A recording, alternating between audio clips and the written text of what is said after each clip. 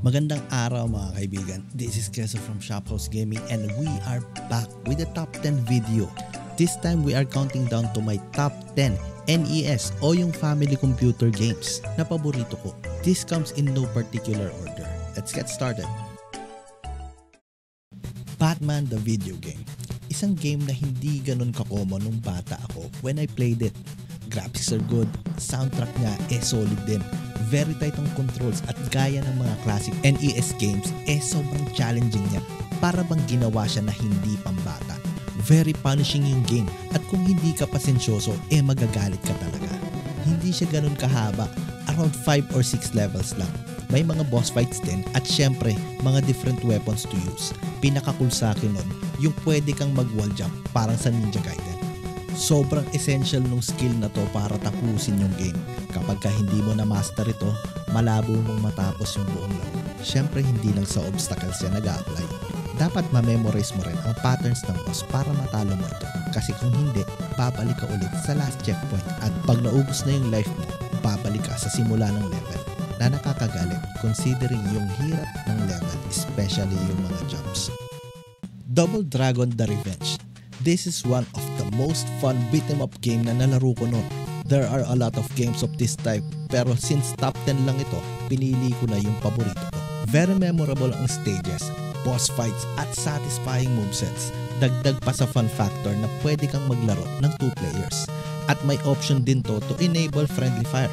Meron din itong true ending kung tawagin at kailangan mong laruin yung game sa hard difficulty para makita ito. Life Force or Salamander.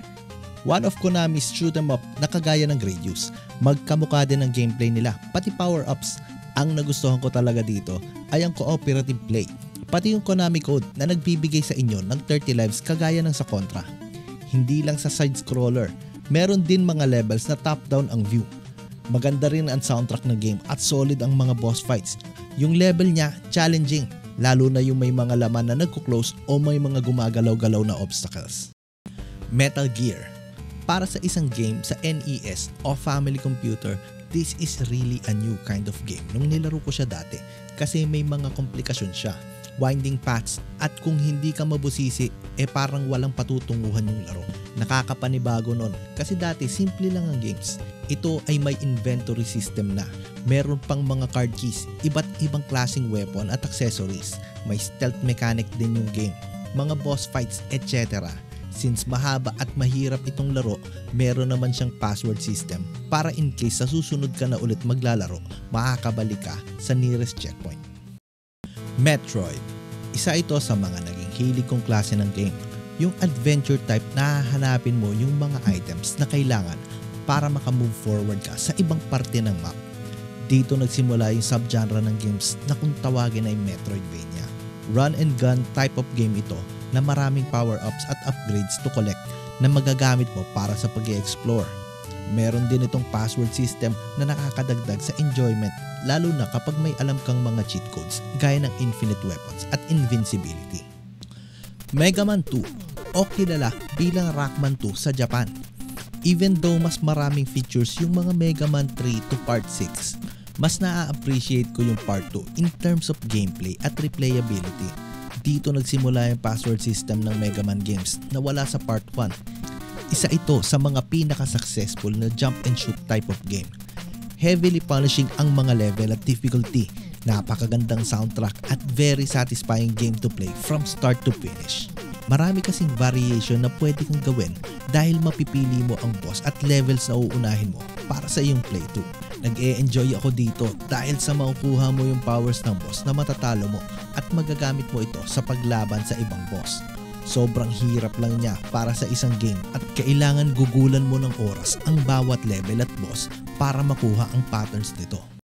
Shadow of the Ninja, isang adventure game with fun gameplay mechanics, cool soundtrack at boss fights.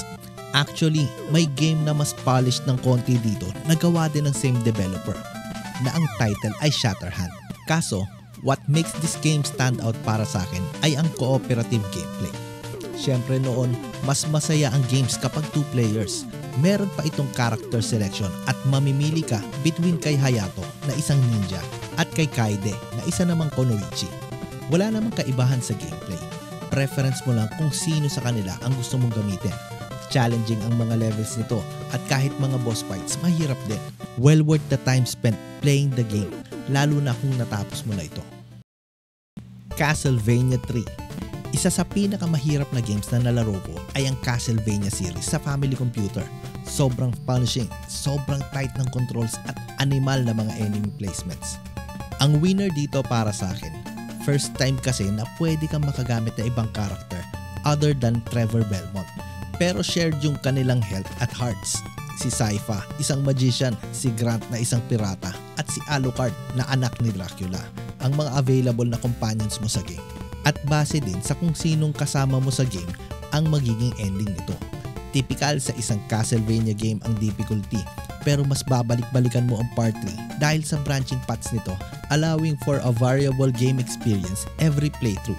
Depende na lang sa trick mo. Mike Tyson's Punch-Out!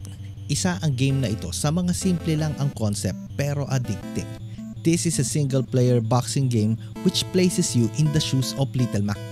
You need to study a variety of opponent patterns to triumph sa laban, from very easy start hanggang sa medyo mabilis na reflexes na ang kailangan. You whittle down yung HP ng kalaban at mag-dodge ng mga attacks nila while waiting for a star na mag-e-enable ng finisher uppercut para sa isang sure KO. Maganda at mahaba din yung game, kaya meron itong password system para hindi ka nababalik sa simula kapag sa susunod na game session mo. Fun and worthwhile game na easy to pick up and play. Super Mario 3. Ito ang kaunahang Mario game na nag-feature ng isang world map at non-linear progression pati item bag. Sobrang catchy na soundtrack, maganda at smooth na controls, sobrang fun levels. Meron din itong mga challenge levels, bonus levels as well na makakakuha ka ng free items at the end of the level, pati mga minigames. Maganda ring addition yung nakakapag-transform na si Mario at Luigi gamit ang ibang costumes. Hindi katulad ng mga naunang Mario games na flower lang ang power at nag-aalaw kay Mario at Luigi na tumira ng nagbabagang kulangot.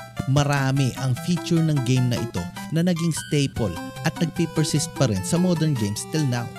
Para sa akin, ito ang pinnacle ng NES games. Definitely GOAT sa NES era, even though hindi ako fan ng Mario franchise.